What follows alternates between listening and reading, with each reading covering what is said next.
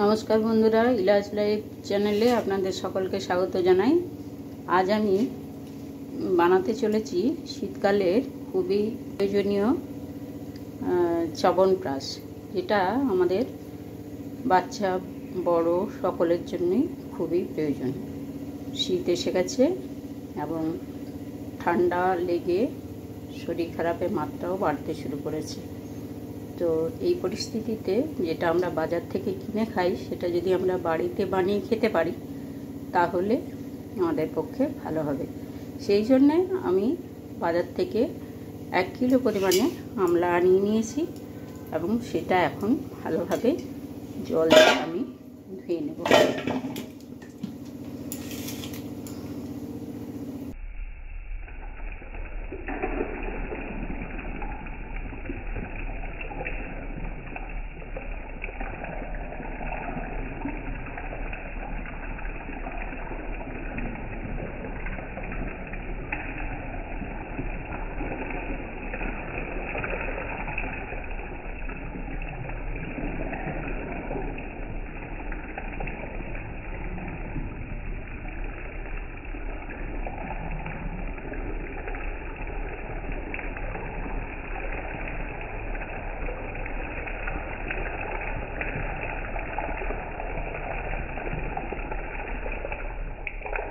এই চ্যবনপ্রাশটা বানানোর জন্য বেশ কিছু মশলা দরকার। সেই মশলাটা হচ্ছে, এখানে আমি কতগুলো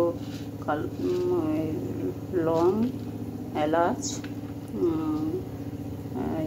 একটা স্টার ফুল, বড় এলাচ, আর দারচিনি, আর জায়ফল, আর একটু জয়িত্রী নিয়েছি।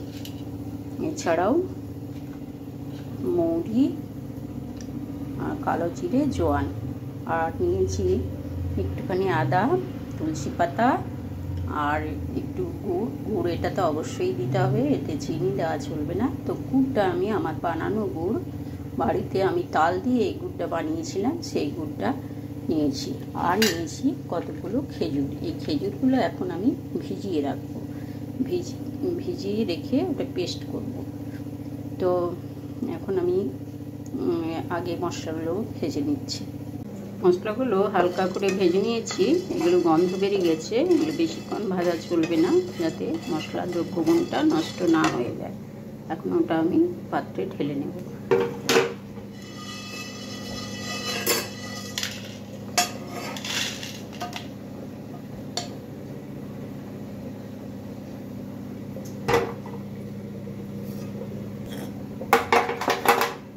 এখন আমি মশলাগুলো নামিয়ে ঠান্ডা হওয়ার জন্য রেখে দিয়েছি। এগুলো আমি এখন মিক্সিতে পিষে নেব, আপনারা শিলনোড়াতেও পিষে নিতে পারেন। আর এখানে আমি পাত্র বসিয়ে দিয়েছি। আমি একটা পাত্রে বেশ কিছুটা জল নিয়েছি,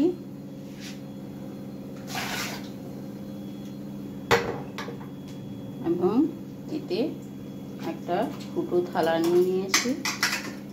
ফুটো থালার মধ্যে এগুলো স্টিম করার জন্যে বসিয়ে দিলাম।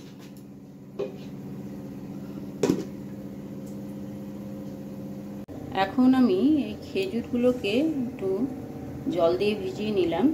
আমি একটু গরম জল দিয়েছি, আপনারা ঠান্ডা জল দিয়েও আগে থেকে ভিজিয়ে রাখতে পারেন।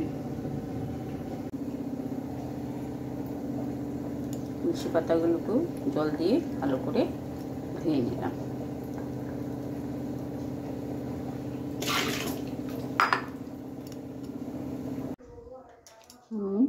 আমলাগুলো এইভাবে এক এক করে ছাড়িয়ে নিয়েছি।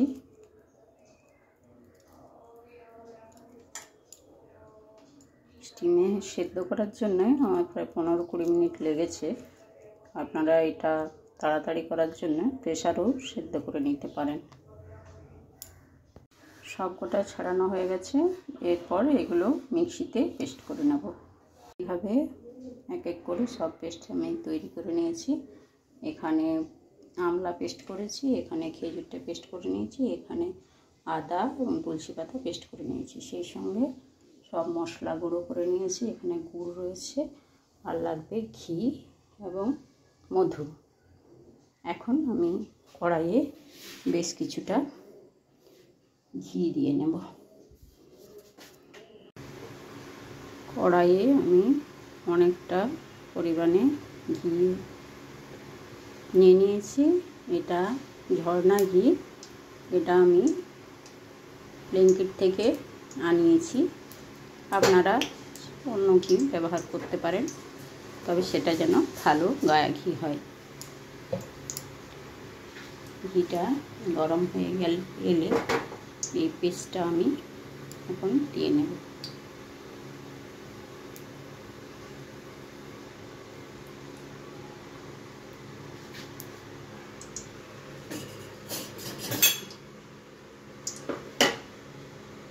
ঘিটা প্রায় গরম হয়ে এসেছে। এরপর আমি আমলার পেস্টটা এর মধ্যে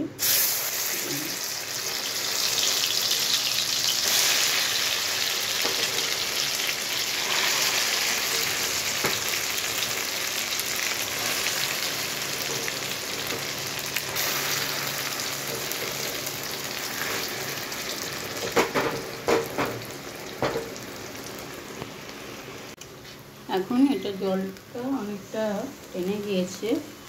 এর মধ্যে আমি এই খেজুরটা মিশিয়ে নিলাম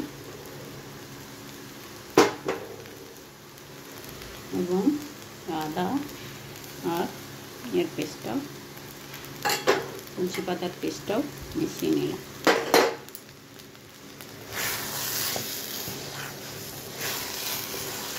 ভালোভাবে সব মিশিয়ে নেব।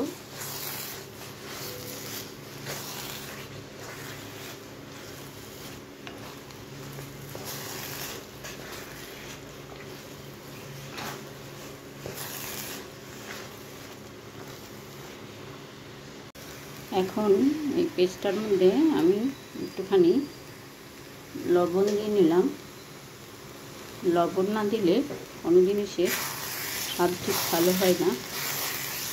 আর আমি এখানে রক সল্ট ব্যবহার করেছি। আপনারা বাড়িতে যে লবণ ব্যবহার করেন সেই লবণই আপনারা ব্যবহার করবেন। এখন আমি এর মধ্যে গুড় ব্যবহার করে নেব। গুড়টা আমার বাড়ির তৈরি গুড়। আমি তালের সিজনে এটা নিজের হাতে তাল গুড়টা বানিয়েছিলাম, সেটাই আমি এখানে ব্যবহার করছি। আপনারা বাজারে যে গুড় পাওয়া যাবে সেই গুড় দিয়ে এটা বানাবেন, তবে গুড়ই ব্যবহার করবেন, এতে চিনি দেবেন না।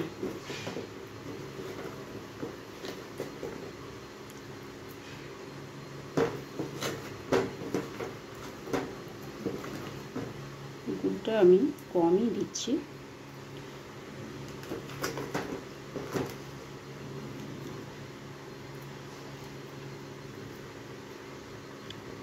পরে দরকার হলে আবার দেব। এতে বাড়ির তৈরি গুড়টা পুরোটাই দিলাম, তার সাথে আরও কিছুটা বাজারের গুড় দিলাম। তারপর এটা এখন অনেকটা তৈরি হয়ে এসেছে। এর মধ্যে এরপর আমি মশলাগুলো এক এক করে যোগ করে নেব।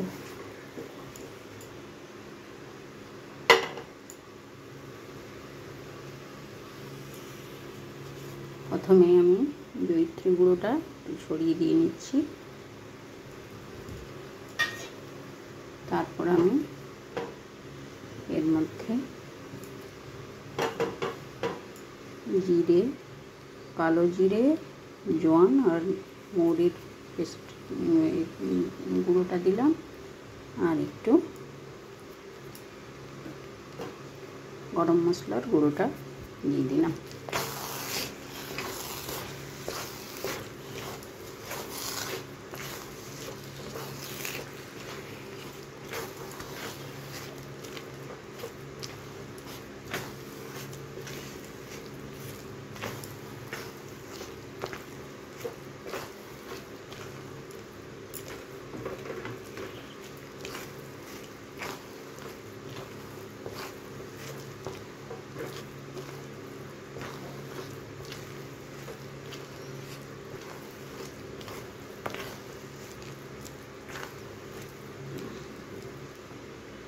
দেখুন বন্ধুরা, এটা এখন সম্পূর্ণ তৈরি হয়ে গেছে।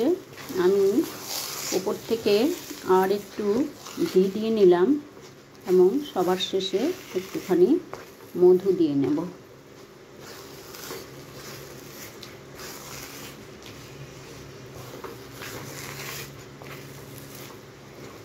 এখন আপনারা সকলে এটা বাড়িতে এভাবে বানিয়ে খেতে পারবেন এবং বাচ্চাদের খাওয়াতে পারবেন। এটা শীতকালের নিজের হাতে বানানো একটা উন্নত প্রকারের ইমিউনিটি বুস্ট, যেটা নিজের হাতে বানালে আপনি নিজের লোকেদের স্বেচ্ছায় গুণগত মান ঠিক জেনে খাওয়াতে পারবেন। মধু দিয়ে দিলাম। এখন এটা পুরো বাজারে যেরকম বিক্রি হয় সেই কালার এসে গেছে এবং ভালোভাবে তৈরি হয়ে গেছে। এরপর এটা নিশ্চিন্তে ব্যবহার করা যাবে। আপনারাও এইভাবে বাড়িতে বানিয়ে নিজেরাও খাবেন এবং বাড়ির সকলকে খাওয়াবেন। এখানেই শেষ করলাম। ভালো থাকবেন সকলে। নমস্কার। তৈরি হয়ে গেছে আমার 1 কেজি ইয়েতে আমলাতে আমি 1 কেজি পেয়েছি, চ্যবনপ্রাশ বানাতে পেরেছি। তো এটাতে প্রিজারভেটিভটা দরকার ছিল, যদি সংরক্ষণ করে রাখা হয় তাহলে এটাতে ভিনিগার দেওয়ার দরকার ছিল, কিন্তু আমার যেহেতু তাড়াতাড়ি শেষ হয়ে যাবে সেই জন্য আমি ভিনিগারটা দিই। ঠিক আছে বন্ধুরা, শেষ করলাম।